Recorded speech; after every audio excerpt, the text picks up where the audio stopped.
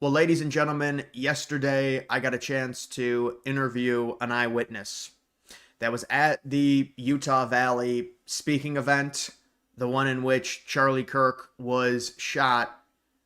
And this is the full interview from that. I do want to say before showing it, halfway through the interview or a quarter of the way through the interview, my voice gets really low on the audio. I'm not exactly sure why, but just keep that in mind. And his voice is still fine.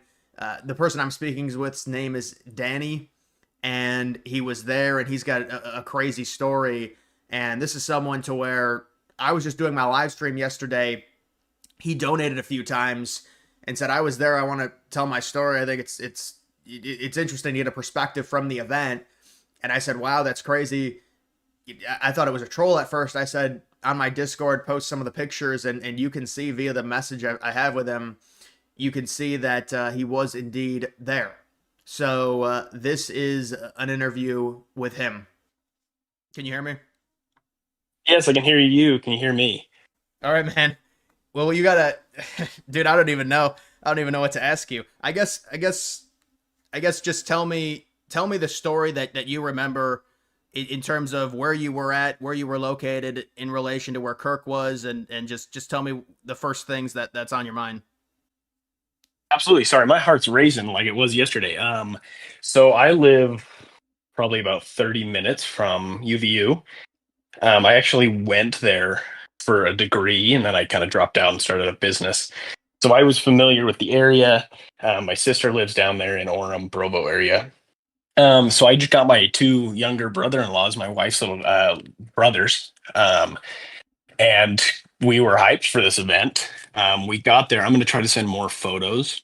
And they had this tent kind of behind where I was standing. And we were just able to weasel our way down, um, I'd say about 50 feet from Charlie. And we were hyped because we were going to obviously see him in person. I've got videos of him coming out. I've got a minute long video of us cheering. It's not going to let me say that or send that. But then I also have like all the liberal protest videos of all the people that are up and to our right, up on that upper balcony. And it was funny because the cops kept pushing them away and a little bit farther, but then obviously the louder they would get. Um, so yeah, it's not letting me send the really long video. But they were chanting, screaming, and Charlie, he came out. He first was throwing hats. He threw a bunch of hats, and it was really fun to see that. We were all clamoring for hats and all that kind of stuff, but that's when the actual debate started. And I remember it wasn't their speakers weren't very loud, so the whole crowd. I don't know if you've seen any of the videos for it. Were chanting like, "Hey, you've got to turn up the speakers." Because we couldn't hear anything. We could barely, and I'm only 50 feet away. You'd really have to listen to hear what the debate was about. But the liberal chants up above us were getting so loud, and they were like they had this chant going, "F Charlie Kirk, Charlie Kirk is a cuck." All those just the stupid chants that we were actually making fun of them. I think in some of the videos I sent, you can see me and my brother-in-law just chanting, "This is stupid. These guys are idiots. Like, go away." And so we got through the first question. The first question was about Mormons and like how Charlie feels about Mormons. I happen to be Mormon. And so I was always interested in that question. I was planning on going down there and asking something similar, but obviously the first question was about it. Charlie Kirk was very pro Mormon, and which was really cool.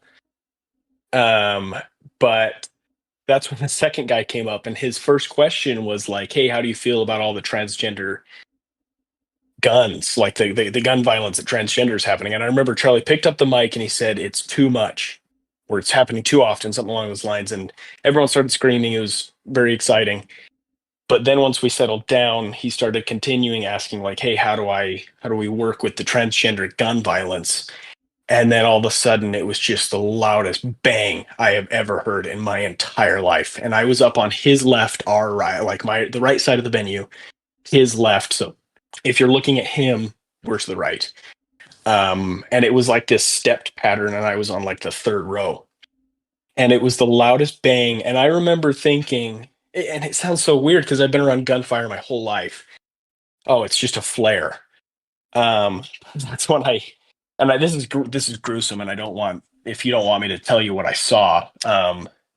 No, no, it's fine. I okay, yeah, I was able to see from 50 feet away Charlie get hit and his eyes roll back into his head.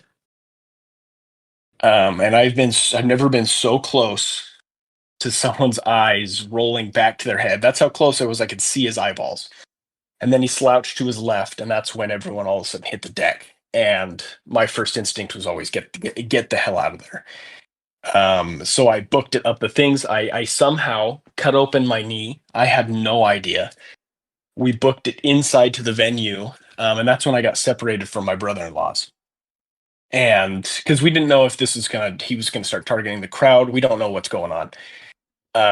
But it was just this loud bang, and everyone just started booking it. I was crawling over people. People were crawling over others. There were elderly people right in front of me that I don't know how they got out, and I pray to God that they did. Um, but we got into like this. I found this computer room, and there was this big burly guy picking up women and not throwing in like a bad way, but like just getting down inside of this computer room. And he actually helped me get underneath some computer desks, and uh, that's when I stood up and I said, "No, I'm not staying here. I'm getting the hell out of here." And it turns out I actually booked it into the same forest that the alleged shooter also booked it into. And there was this car. It was a small little hatchback car that pulled over and rolled down his window. It was a father and a son, and said, "What the hell's happening?" And there was two other random women with me. And I said, "Hey, there's a shooting. We got to get the hell out of here. Can you get us off campus?" So we all just piled in his car. I was holding these two girls' hands. I don't know their names. I don't know anything about them. But I was by the grace of God, don't know how, um, able to get the driver to the LDS church parking lot that I parked at, which was off campus because obviously, if you don't have a parking pass, you can't park on campus. So I parked at a Mormon church off campus. I can even send you the pin of the church that I parked at. And he got us there. I was able to get into my car, but the thing is, I was separated from my brother-in-laws, and luckily, I was sharing location with them, so I was able to pinpoint their location. One of them has really bad asthma, so he was collapsing trying to run. But I was able to drive the best I could to them. I got them both in my car, even though they had their car at the venue. And I said, "Just get in my car. I don't care what we're doing. We're driving off campus." This is something we had no idea what was going on. We didn't know what the hell was going on. We didn't know if there was more shots fired just because we were out of there so quick. And that's when I looked down and my knee was just gushing blood. I had no idea how. Don't know when it happened, but it obviously did. But I just drove for about 30 minutes. I didn't know where the hell I was going. I drove, and eventually we got onto the freeway, and we were headed towards my house where my wife was waiting. She was inconsolable because the first thing I did when I ran inside was call her, and I was just saying, "Hey, I'm safe. I'm safe. You need to know I'm safe." And then I hung up. But obviously, she was probably a mess, and I feel bad for doing that to her. Um, but she was safe. She's obviously home. It was her one day off of work, which was a miracle again.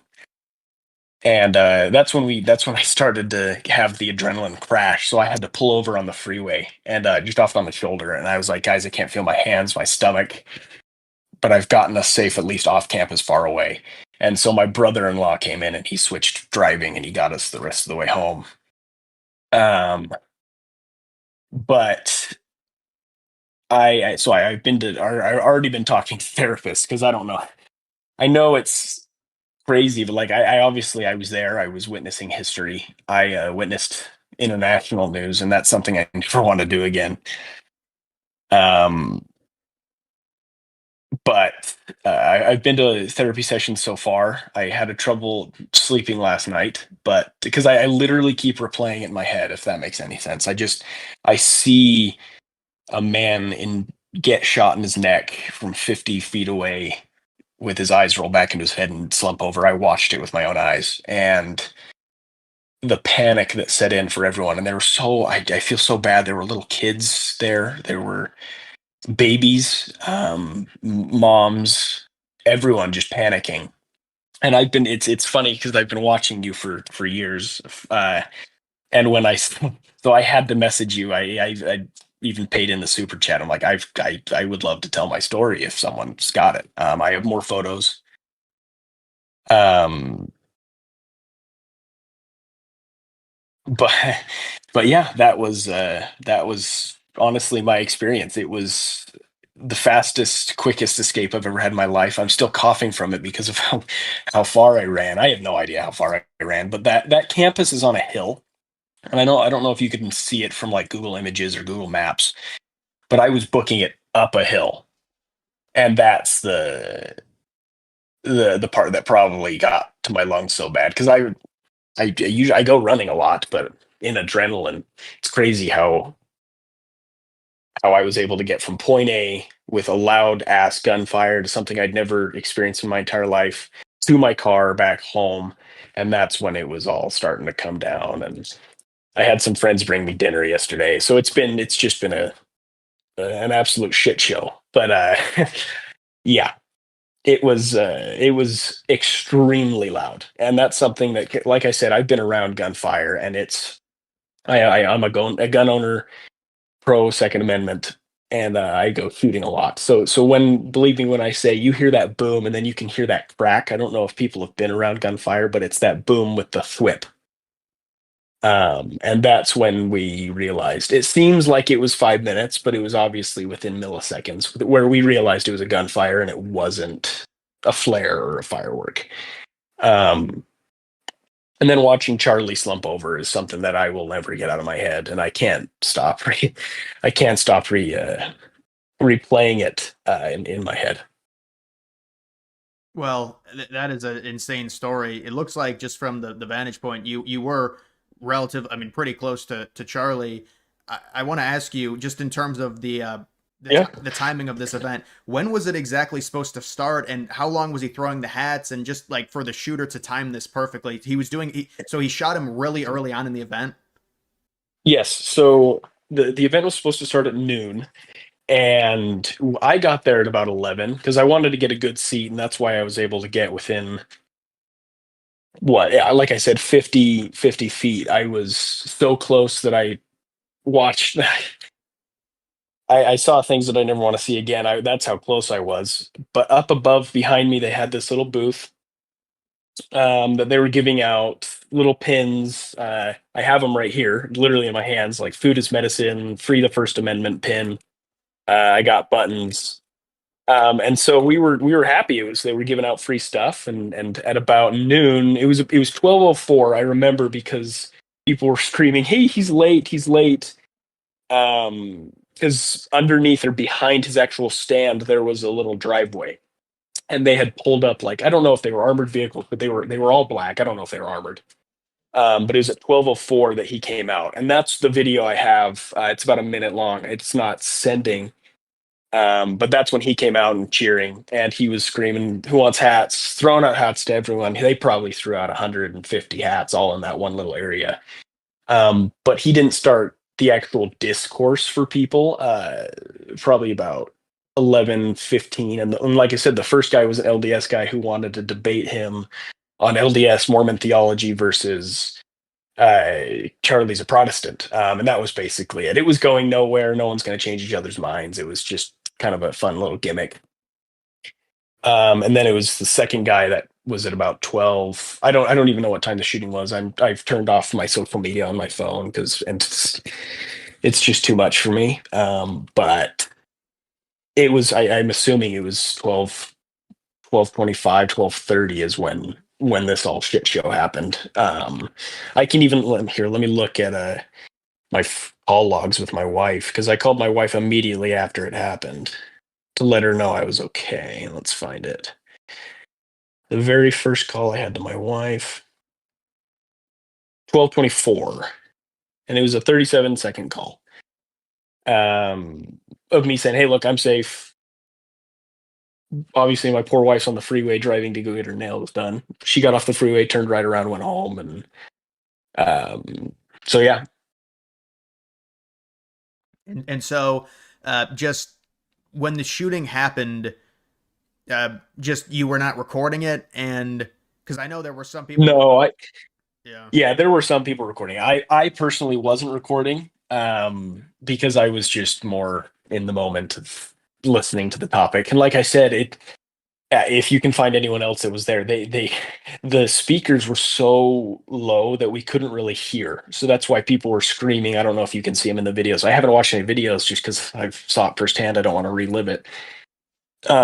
People were screaming like turn up the volume because we couldn't hear. And so I was more focused on trying to hear what the hell was going on, like with the debate and what Charlie was saying. And I know that one of the last things that Charlie said was that I remember. It was the question about the transgender gun violence, and Charlie said it's happening too much, and then the crowd cheered, and then he asked another question, and that's when the shots rang out. So um, that's as far as I remember in terms of the debate. The speakers were so low that even 50 feet away, I could barely understand because you've got the liberal idiots up in the top right behind me cheering, screaming the F word, Charlie's a cuck, all that stupid stuff. So it was hard to hear what the conversation was. So but it was literally in the second question, and the second question happened to be about transgender gun violence, and that's why I'm almost certain, not certain, I don't want to call anyone out, but how can someone that's suspected to be transgender gunman or at least have transgender ideologies happen to shoot right when there's a transgender gun question going up? I don't know if that's probably just my brain connecting dots, but I'm like, was that a signal to the shooter? I don't know. It's all I know is the second guy was talking about that. yeah, no, and it makes sense. These are longer events. You're not going to sit there and record everything. You know, the morbid thing is that Kirk, I think for his YouTube, he normally records this stuff, and I'm sure whatever they have, they're not going to release. But you know, you can only imagine. And then just in terms of the actual shooting itself, you know, there was some serious blood loss. Did you see that? My my poor brother-in-laws saw a lot more than I did.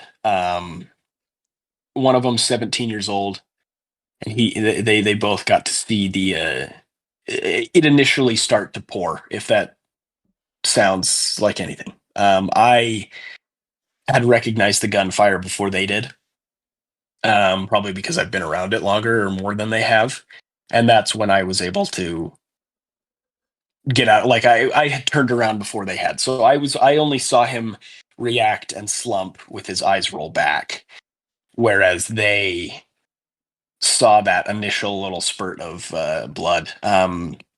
But we were all out of there. I remember thinking I got in my car and I immediately said, "There's no way. There is no way someone would survive that." And when we got to my house, my parents were on their way to comfort. My wife's parents were on the way. Um, I we were all sitting on the couch biting our nails, adrenaline still pumping, and I had no faith that he was going to survive it. But we had heard news reports that he was in stable, or not stable, but critical condition, which gave me hope. But the second we heard he passed, that's when it became even more real, and that's what that was hard.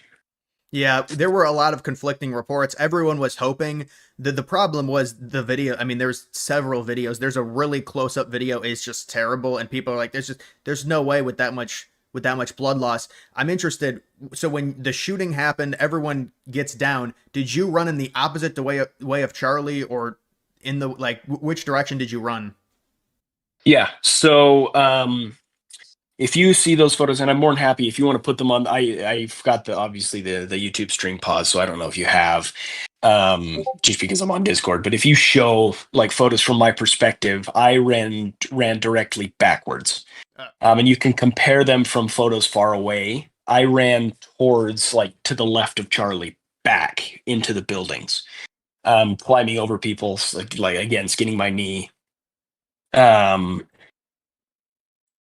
I ran backwards. My brother-in-laws ran backwards. I don't know where anyone my brain was so get the hell out of there. I don't know where anyone else did. I just remember getting into a random stranger's car who's kind enough to give us a ride off campus and just holding these random girls that I'd found. I've never met them in my life, but we were all holding hands and just in sheer panic. Um, it's just little snippets of memory, but yeah, like running inside and getting out. So I ran behind me, which is to the north of where everything was.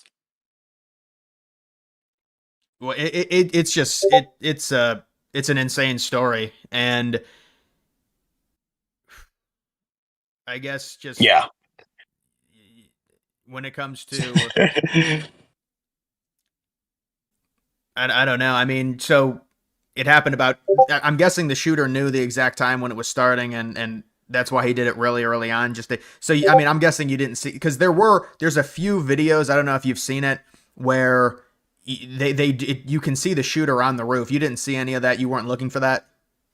No, we were so focused on the now and like what the question was. I have videos and like point 0.5 photos on iPhone of like try, and I was sending them to my wife as everything was going on before, obviously before the shots rang out, just to show her how many people were there. It was crazy, but never once did we look up at the roofs of the buildings towards the mountains to the east, and that's why it was so crazy because yeah, it was just that big crack sound and then that crack and whip, which is what gunfire makes, especially if you're far away, not far away from it, but you're not the one pulling the trigger. It makes such a distinct sound. And that's why I didn't know it came from a roof. There was a little balcony that on photos I'll send uh, of people up there on this little balcony up to my left and straight ahead of me.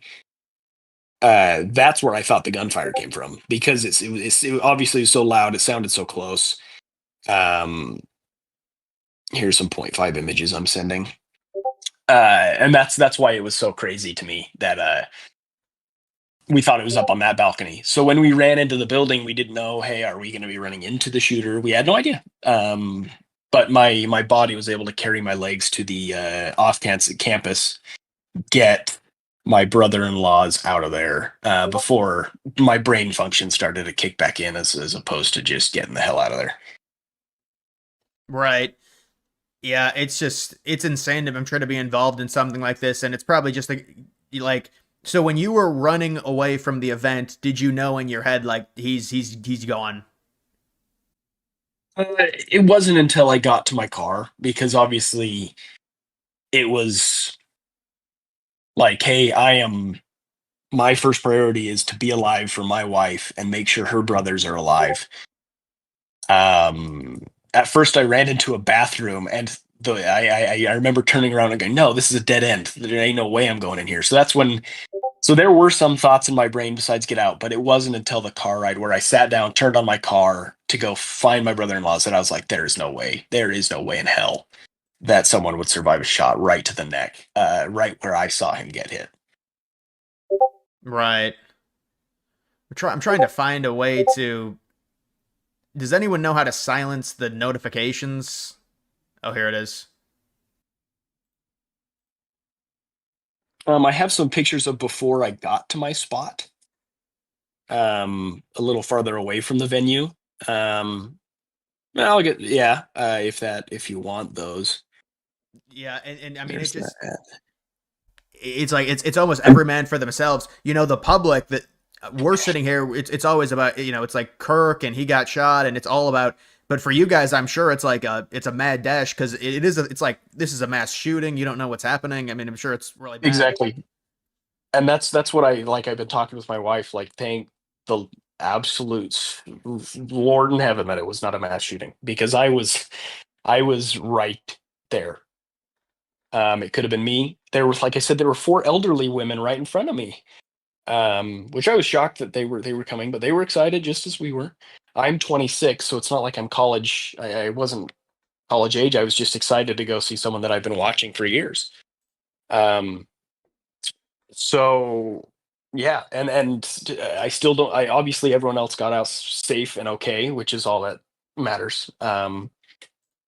But it wasn't until I got to my car that I was like, oh, thank the heavens it wasn't a mass shooting, because that could have been a lot worse. Well, it would have been a hell of a lot worse. And it's already a terrible situation, but the fact that I'm still alive and everyone else in that crowd is still alive is a miracle in and of itself.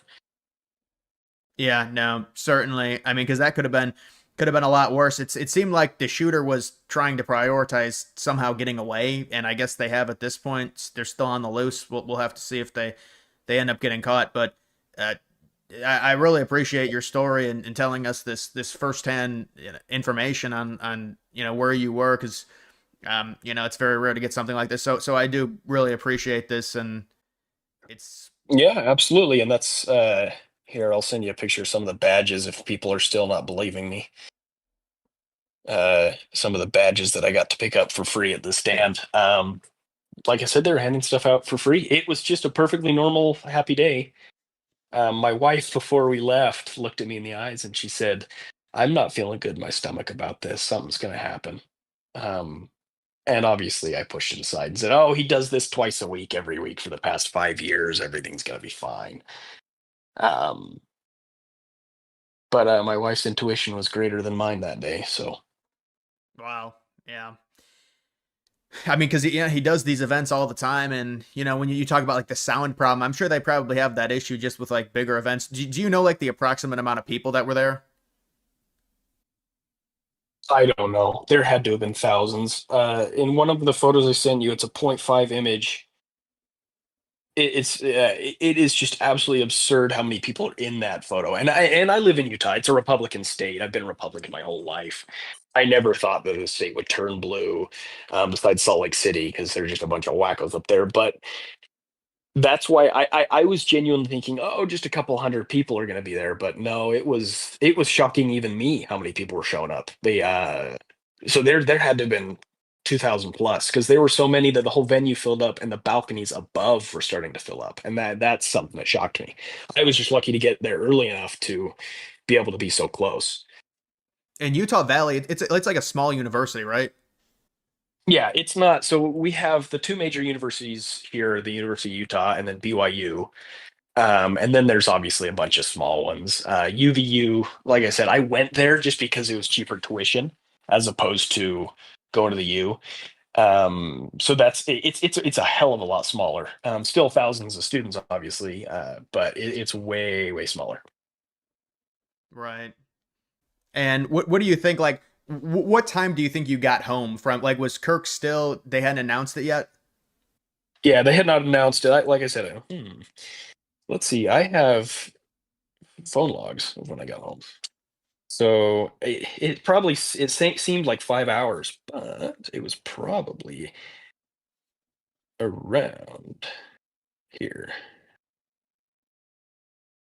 Here's when I called my bishop. It was about 1:20, 1:30 when I got home, which is just over an hour. Maybe it's even a little less than an hour of when the actual shooting itself happened.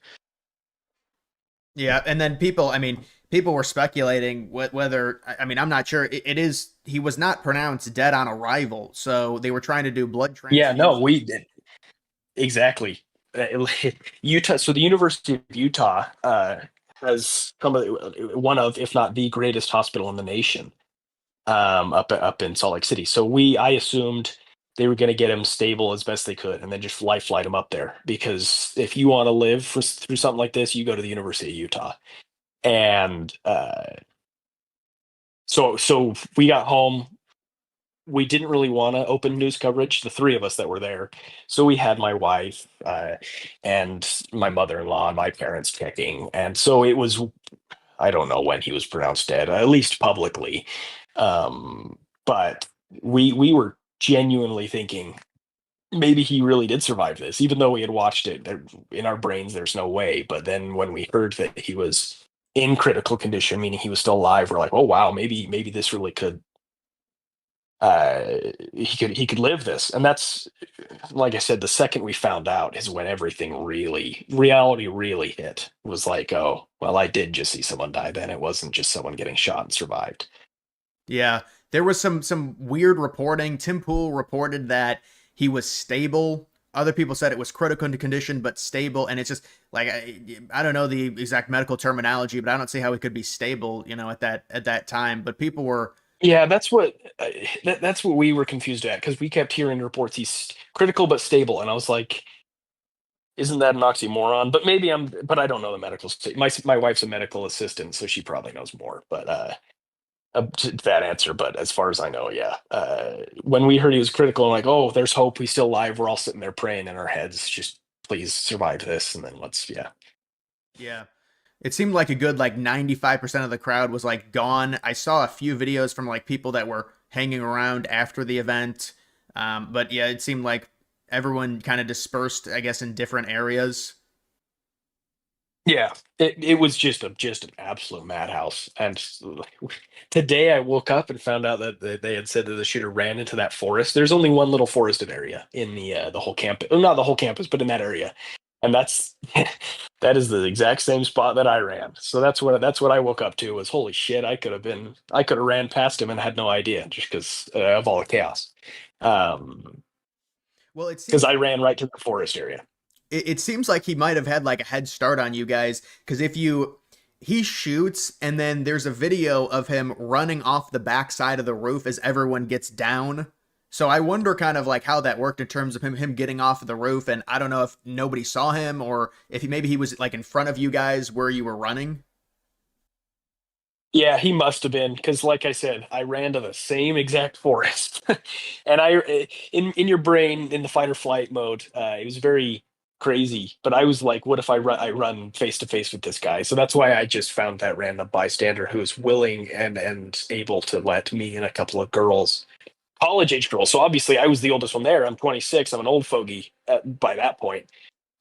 Get into the car. So if he, I don't know. So I thank I thank that guy that drove me and saved me to get off campus. I don't know who he is. Never see him again, and I'll never see those girls again. But uh, yeah, I ran to that same forest. He was probably there before me, um, but luckily the car was able to get me out off campus.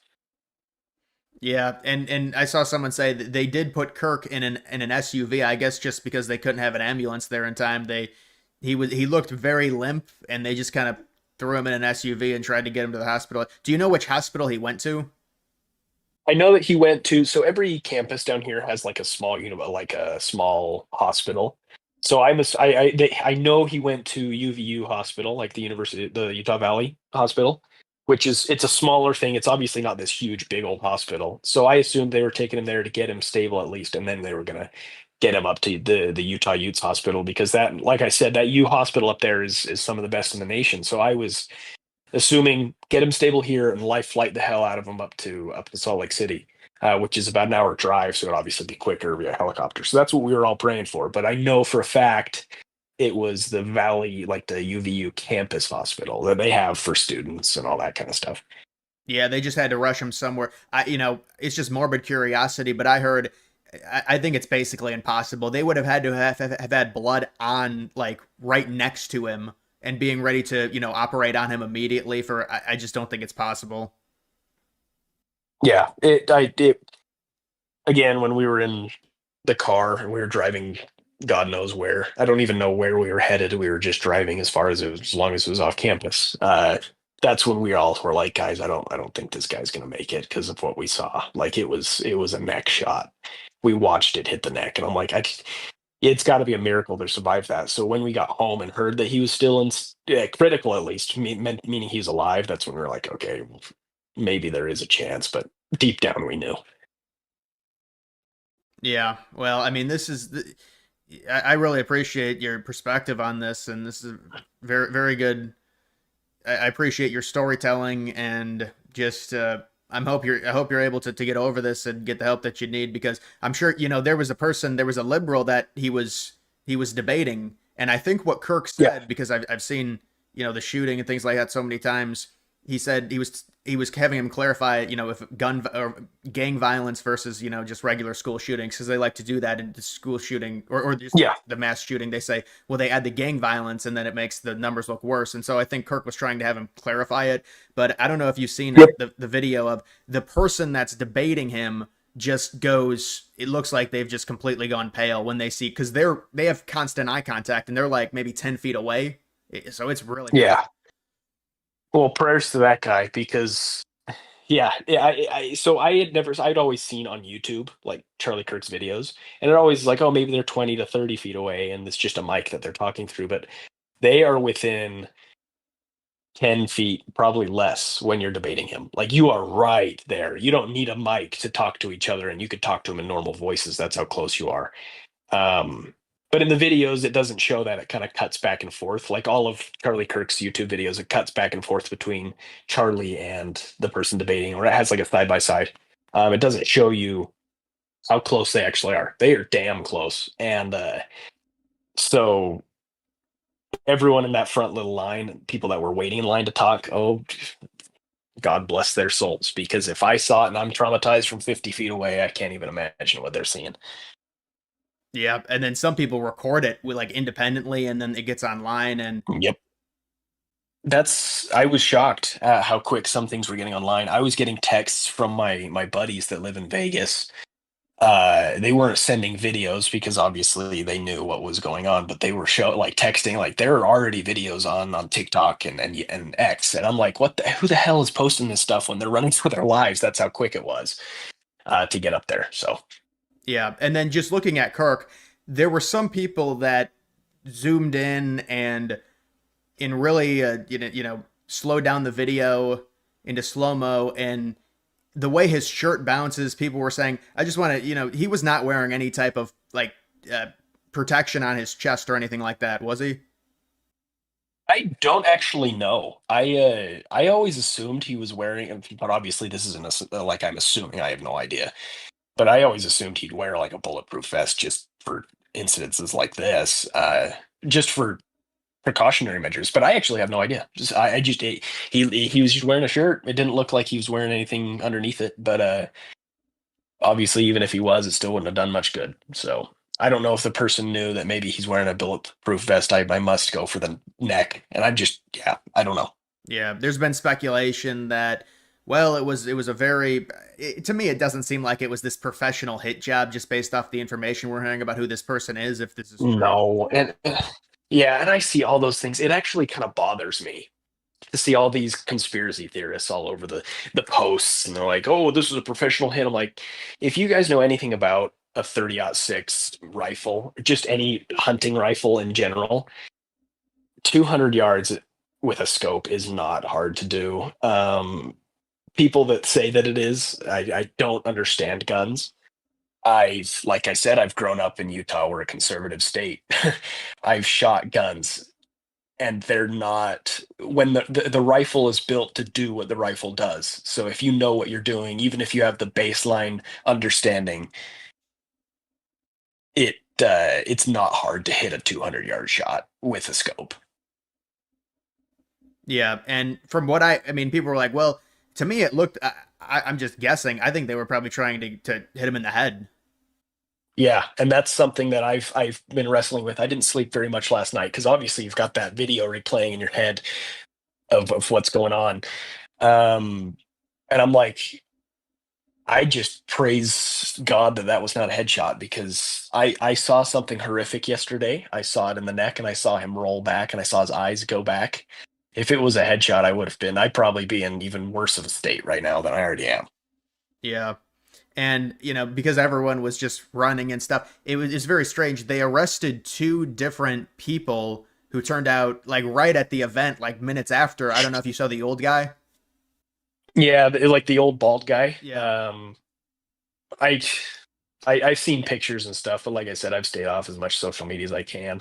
Because then there's those people that I went to high school with, even if it was over 10 years ago, these people that I've last seen posting like Charlie Kirk was a fighter of the Second Amendment, and he was saying that people are going to die in its path. It's like I don't want to expose myself to just idiots online that don't understand what I witnessed. So I've just deleted all social media Wow. for the time being, at least.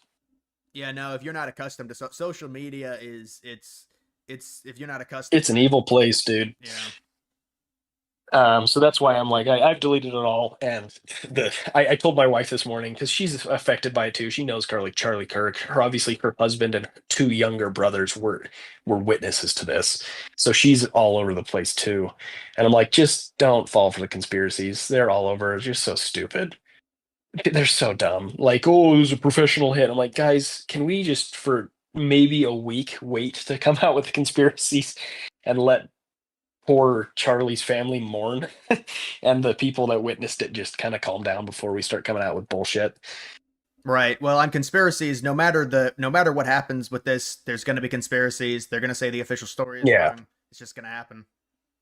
Yeah. And that's why I'm like, nope, goodbye social media. The only thing I have left is YouTube on my phone and uh because obviously I want to be able to stay in the loop without exposing myself to just stupid crap. Right. Well, I mean, we'll see. Hopefully, they end up catching this guy really quickly. And even if they do, I'm sure people will say certain things like, it's part of something else, or it's because, I mean, Charlie Kirk, this is a seismic thing. This is one of the most prominent, not just conservative voices, just people in general. And I don't know, the biggest last assassination we've seen politically. People are saying going back to MLK. Yeah, this dude was huge. Like this guy was I personally think that he helped Trump win. He's the voice that all of us wanted. He's proving that there we are a silent majority.